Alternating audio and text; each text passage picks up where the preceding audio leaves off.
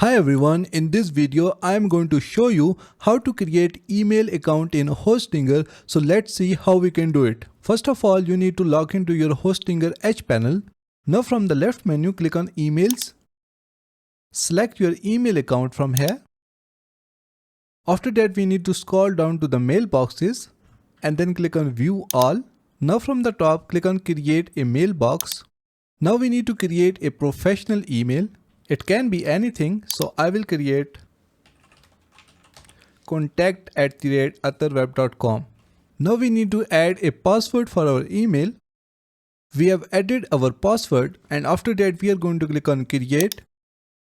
And as you can see that our new mailbox is created. So now from the left menu, if I click on mailboxes, here we will see our mailbox that we have just created. Now click on webmail. And now we need to enter our email and password that we have just created. And after that, we are going to click on login.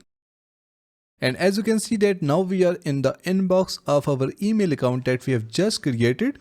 And now we can easily send messages using this email. Just click on compose. And here you will see the Hostinger business email that you have just created.